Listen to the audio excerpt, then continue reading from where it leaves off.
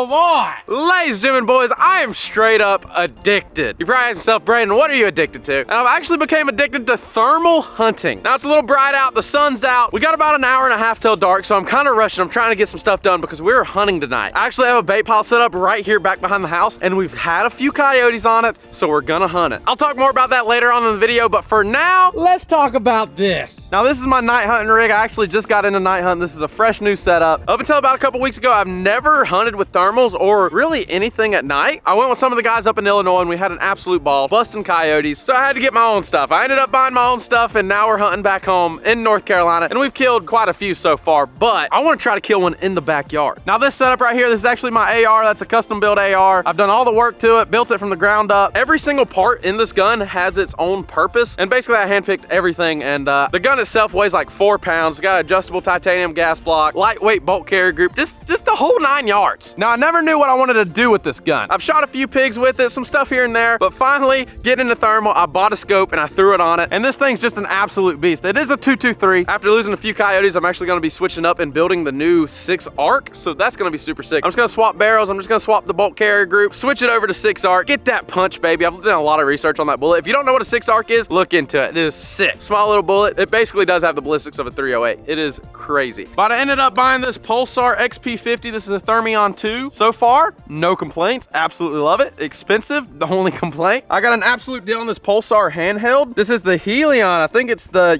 XP50 Pro 2. Super clear handheld, and Chills put the wrong price on it. I got it $1,000 off because somebody made a uh-oh. I ended up going with the old Lucky Duck call. Absolutely love it. No complaints whatsoever. Now, without further ado, let's run down here. We're gonna set up a target. We're gonna shake up some hot hands and see if we can make sure this thing's dialed in before tonight, because tonight we're gonna be shooting 200 yards. So let's hop in the Defender and roll down there to the targets, baby. Let's throw this thing in the park, grab the hot hands. There's the little backyard range. As you guys know, my parents are my neighbors. This is their little 5-acre tract. Where we're gonna be hunting is behind Julius's house, my other neighbor, my good friend Julius. You guys all know Julius. The bait pile's set up to where we can shoot 200 yards off his back porch. It might be like 210, 220, but it's gonna be wild. Oh, let's get this piece of wood up. Set that joker. Yeah. Right there, that ought to work. It's been a little sunny, and I will say sighting in a thermal, not the funnest thing in the world. The thermal itself, it's like a one-shot sight-in, which is super nice, but at 100 yards, these little hot hands look huge, and I like being super precise. And in reality, those thermals aren't as precise as a deer rifle scope. I'm gonna get these things shooken up a little bit, see if we can't get these things hot. While I shake these, one thing I've came to learn about coyote hunting, everyone, oh, 223, that's perfect coyote round. And it is, in a sense, but it's not. Because coyote hunting, it ain't like deer hunting where you can just sit there, get a precise shot, bullet right where you want it. Coyote hunting, especially night hunting, it's a quick thing, and you want a forgiving round. And everyone wants to say, oh, well, if a 223 isn't working for you, it's your shot placement. We're shooting yotes, bro. We're just trying to get a bullet in them. I had the board laid out on the ground so the sun won't heat it up throughout the day, so we should be able to sight this thing in real quick. For using these hot hands, I just drilled a hole in the board. That way you could pull them halfway through, because every time you tape them, even on a still target, it doesn't work. See if we can't pull this thing through the board. There it is. Yeah, that'll be plenty. We got some other bullet holes here, so I'm gonna paint these so we know where they are, and go shoot, baby. We got the targets way down there. The gun is ready to shoot. Let's get this scope turned on. And you guys are gonna be able to see exactly what I see, because the scope records video and audio. Super sick. Definitely need to go ahead and get our hearing protection on. It's a biggie with this gun. It's very loud. Now, it is bright out, so it's not gonna look the clearest in the sun, but let's go ahead and zoom in. Yeah, we can see that hot hand perfect. Definitely on the dull side. I got the sun glaring right on me. Go ahead and get a 3-round group. Set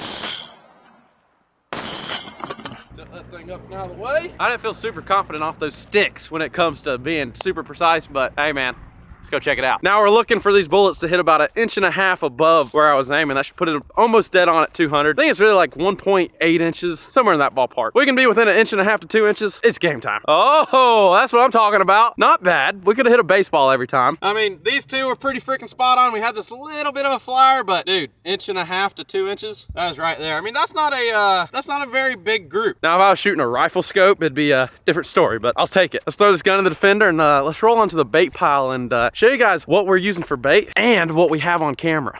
Oh, we have made it, baby. Now we're coming down here to the bait pile. Julius's house is right there, right to the left of all those barns. We went coyote hunting the other night, and we literally drove up on somebody that just smacked 2 deer. Asked if they wanted them. They said no. We grabbed those things, threw them in the back of the truck, and kept on rolling. But in North Carolina, you do have to have a permit to pick up roadkill if it's big game like turkey or whitetail. So we did get a permit for it. There they are right there. Some birds have already picked at that bigger doe, but they've only been out for a day or two, and I've had this cell cam on this post for the last, I don't know, 5 days or so. Big shout out to Moultrie. I got a bunch of Moultrie cameras. They sent them all out to me, and the first gens, they kind of ate up batteries really quick, but these newer ones, they seem to be doing a lot better. Let's hop back up in the Defender. I don't want to get my scent everywhere before we hunt tonight. And let me show you guys what has came in. So, well, only the deer. The deer have only had buzzards on them so far. Not last night, but the night before. We had this fox come through, running this field line. So we got a fox, not last night, but the night before, and the night before that, we got a picture of a coyote. This coyote right here. It had came all the way down this wood line. So the predators are kind of running this wood line, I guess, looking for rabbits. So all we need them to do is stop at these deer, get their picture taken, wait for the phone to ding, and we are shooting, baby. Could tonight be a bust? Yeah, but we're literally sitting in Julius's living room playing video games, and we're gonna have the rifle on the front porch. All right, boys, we're walking up Julius's front porch. The bait pile is literally right there for you guys, right there. Got some really old barns back there and whatnot, but we're gonna be shooting off of his front porch. I said we could set up the tripod right here. Bait pile's right there. We just jump out that door right there and we're ready to shoot. What'd you think, Julius? I think we're gonna smoke one. You think we're gonna kill one? That's what I'm saying. Definitely. I'm ready to sit all night. But me and Julius, we're gonna run to dinner real quick. When we get back, it's probably gonna be dark, but then we'll set up the tripod on the front porch, start hanging out, and I guess waiting for the phone to ding. I got the notification set up on the cell cam, so if we hear a ding, something's eating a deer down there and it's gonna get busted. But like I said, me and Julius gonna run to dinner. We'll pick you guys up at dark. Julius, you ready, dude? So we've made it back from dinner. Julius is bringing the gun over now. I already got the tripod set up. Like I said, we're on his front porch, so we'll cut the lights out. That way, whenever we come in and out, you know, there's no light, no shadows, no nothing, and we're gonna be under this basically darkened canopy under this this roof. I don't think they're gonna be able to see us. The light bulb up. There you go, son. We got. Oh, dude, it is dark. I think we'll be hidden. Yeah, they ain't gonna see it coming. We got the gun set up on the tripod. I'm gonna turn this gun on and get us a little range. I think it's about 210, 200, something like that. There's a big rock that should still be hot from the sun right down there by the bait pile. Where's the rock? All right, so there's the bait pile right there. Go ahead and give it a range. It's looking like either it's 212 to the tree, getting 212 and like 187. So between 187 and 212, there might be some grass interference. I'm calling it 200. And from shooting the gun earlier, we should be spot on. But even if they don't come to the bait pile, we should be able to swing all of this to shoot. That's all in the clear to shoot. Should be a good night. I'm freaking stoked. I'll tell you what, it's a cold one. It is cold. Oh my gosh. But we're gonna go ahead. We're gonna hop in the house where it's warm. But just literally watch the cell cam for the rest of the night and see if anything pops out. All we gotta do, hop out that door with these lights off, turn on the gun, and shoot. Let's get it, baby. Julius is currently riding a dinosaur on Xbox. Hell yeah, come on. Boys, it's been about 4 hours. Literally, I've just been watching my phone, and I mean, there's nothing. Every now and then, I'm peeking out the window, scanning with the hand scanner, and it's just kind of dead. But we gonna give it till like 1:30. The fox came in at 9 o'clock. No. The fox was the one who came in last. She came in at 1:30. The yoke came in the oak came in real early, and then the fox that's over here, he came in real late. So give it another hour and see what happens, and see if we can't kill one. Hey, I swear he was out there. We were just about to give up and I was leaving, and now we just seen a coyote out there. He's still out there. He's still out there.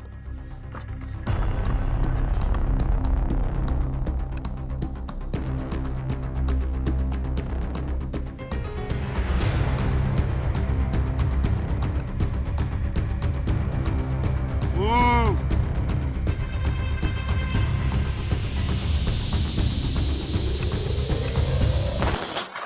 Dropped them. He freaking dropped, bro. Fuck yeah, what are the odds? Dude, we were about to call him. We were just giving up, bro. Well, I was literally coming out the door and I was like, it's 1:30. It's 1:30 in the freaking morning. I was like, we're about to just have to give up. He is down right there. Yeah, he's dead. Dude, he freaking folded. Holy crap. 200 yards with the 223. That is badass. We were literally giving up. Like, Julius grabbed the JBL speaker. I'm like, screw it. I'm done. It's 1:30 in the freaking morning. I'm tired. And I poked my head out before I felt my cell cam go off. Yep, we got the pictures of them. Let's go, dude. Hell yeah. That is badass. What a night. Yeah. What a night. Let's grab the truck and run down there. Oh boy. This is freaking awesome. Julius, what you got to say, bro? I think we got a present down here. Oh my gosh, I'm still so stoked. We're literally about to give up putting out the JBL speaker because I left my call at home. And I was like, I looked at the left, like, oh crap, there's something out there. Let's walk down here, take a look what we got. The 223 absolutely folded them. I've shot 2 coyotes since I've been home with that gun. And every single one of them ran off shooting 100. And both of them were at 170 yards. This dude was at like 210. Dude, check him out. There he is, bro. Freaking smoked him. Right there in the freaking does. Check that dog out. Oh, look at the shot. What a good shot place. What a freaking shot. Yeah. She's been fighting or something. Yeah, her head's Look on her head. It's all callous and busted. I wonder if somebody shot at her and Fucking skimmed her head. Clipped her head. That's actually a small yoke compared to the one I shot the other night down here at home. I mean, it don't get much better than that shot placement right there on this small yoke. I almost thought it was a fox. What do you think, Zeke?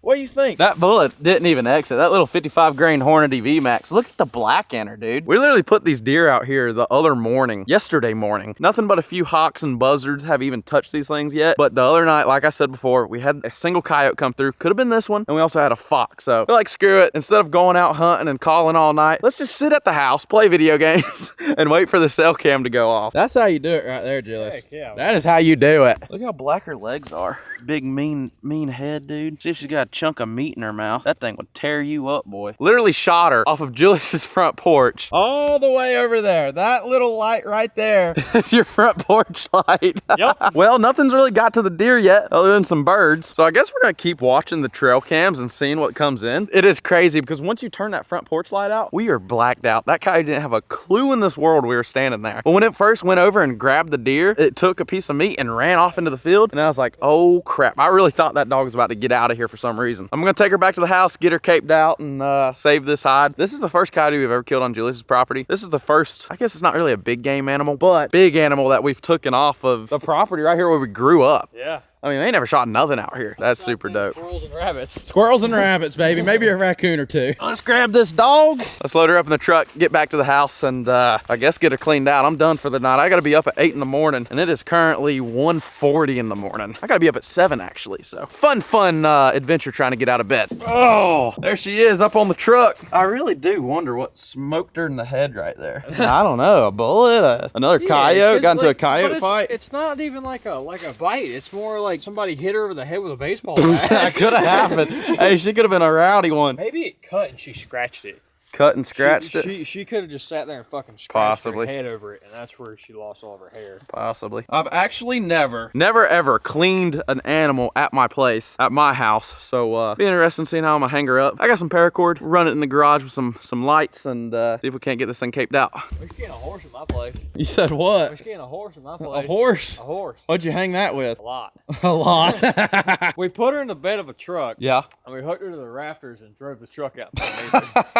Well, boys, we got the dog hooked up to the rig. Oh my gosh. So I absolutely love this setup, and I'm so happy that that 223 actually dropped something. Could not have placed a better shot, so it should have dropped her like it did. But I'm still gonna switch out to the 6 arc. It's a new bullet. I've looked at the ballistics. Extremely impressed with the ballistics off that 6 arc just because it's such a small cartridge, but that thing is putting down some energy. Compared to the 5.56, I mean, it's not even close. A lot of people, I'm gonna get some hate for this. A lot of people talk about how great of a round 223 is for coyote hunting. But at the end of the day, the 223, you got to put it in their shoulder to drop them. In coyote hunting, they're moving, they're yada, yada, yada. Every time you say a 223 isn't the best round for coyote hunting, people say, oh, it's shot placement. Well, you're shooting a thermal. Well, you're normally shooting an AR-15 if you're shooting 223. And those aren't the most accurate guns. Plus, you're on top of a thermal. The thermals aren't the most accurate unless you get, $10,000, $15,000 thermal scopes. And coyote hunting in general, there's a lot of mistakes and errors that can happen. So at night, it's like you just get a bullet in the ribs and you're going to call it a day. So definitely switching over to a bigger bullet. I love the 243 round. I've always said it's the best freaking round coyote hunt. And the 6mm arc is a 243. It's just moving a lot slower, but it packs a punch. The tripod did all right for the night, but the legs are actually sliding in. Like you start putting weight on the gun to shoot and these legs will start collapsing. So ready for my fat boy tripods to come in. Those things are gonna be sick. But let's take this thing to the garage, get it loaded up, get her caped out, and in the freezer. Oh boy, that's a yoke, baby. Let's go. What'd you think, Leah? What do you think about that, huh? It's a smaller version of you, girl. Come here, Leah. Here, sit. Good girl. Can you shake? Shake. Oh, yeah, there it is. Backyard dog meets backyard dog. So I've never cleaned a coyote before. For a pelt, anyway. But, from my understanding, it's basically just cut, and then peel the whole thing out. If I was like, I don't know, like my hunting land or the deer cabin or, you know, somewhere where we clean deer often, this would be really easy. Oh! So, I'm allergic to deer. I feel like I've told the story a million times. Perfectly fine, turn 20, allergic to deer. Anyway, I wanna see when I clean this thing if I'm allergic to a coyote. So that's gonna be a test. We're gonna find out real freaking quick. I'm gonna make the cuts on this thing. We're just gonna run a quick montage because YouTube. Let me show y'all how to really tie a slip knot with paracord. We're gonna make a circle, we're gonna pinch it, we're gonna go around 3 times. 2 will probably work, coyote ain't too heavy. And we're gonna feed this in back through these holes. Make sure it runs out the same way this line does. Cinch that thing down. Oh. Got a slip knot. This isn't what I typically use, but we're working on it. I'm a noob coyote hunter. I've actually only hunted coyotes 4 times now. Shot 4 coyotes, we found 3. Again, the 223 is just not very forgiving. Throw this coyote up here in the bed, go to the fender so that way I can get to cutting. Wonder if I am allergic. You think hospitals are open at 2 in the morning?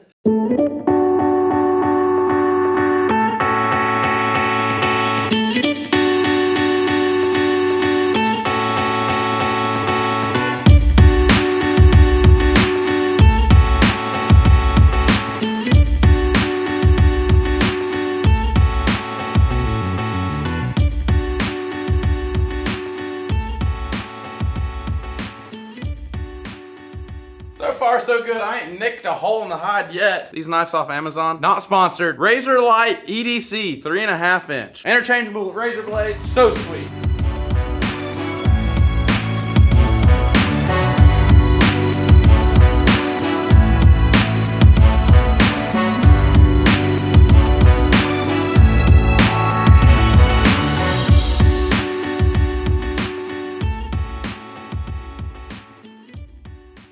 All right, boys, we got the coyote peeled out. I nicked 2 tiny little holes in it. But other than that, this thing came out perfect. Did the face absolutely perfect. No nicks in it. The shoulders, my blades start getting dull. And whenever you get a dull blade, that's when you start making mistakes. After making the second one, I was like, yep, I need to change that. This thing came out perfect. Check that joker out. Such a beautiful cape. I absolutely love, I do not know why, but these dark spots. Let me show you. These dark spots towards the end of the paws. This thing's gonna look pretty up on the wall, but I do have to take this thing, go get it tanned. This video is probably getting demonetized. There's not a whole lot. And when I say a whole lot, I mean like bigger creators making thermal content. And I know it's not a big industry. It's almost a select crowd that does it. But guys, I'm telling you, do it once and you're gonna be hooked. So much fun, so cool. Do some research, buy you a $1,000 scope. Thermal ain't cheap, but get something just good enough to get by. If you really want a crazy experience with thermal, you're gonna have to be getting up in that $3,000-$4,000 range for a nice scope. From all my research, like I said, I'm new to this thermal hunting stuff, and I fell in love. Guys, coyotes for the last week. That's been the only thing on my mind. I've watched every video on YouTube. I've listened to every podcast, and so I'll be damned. I figured let's make our own content. So I hope some of you guys that actually hunt thermal for coyotes, pigs, whatever it may be, I hope you guys enjoyed this video. I hope all the normal fans that are always here, I hope y'all enjoyed this video. Backyard coyoting, baby. Doesn't get any cooler than that. First sit on the bake pile. Made it happen, baby. I hope you guys enjoyed it. Please hit the thumbs up button. Like and subscribe. I'm gonna get this thing in the freezer. Get it to the taxidermist. Probably pull an all-nighter. It's 4 in the morning. I don't know how that happened. So no sleep for Braden. I gotta be up in, I don't know, 3 hours to go film some more content. So stay tuned, baby. Like, subscribe. Catch you on the next one.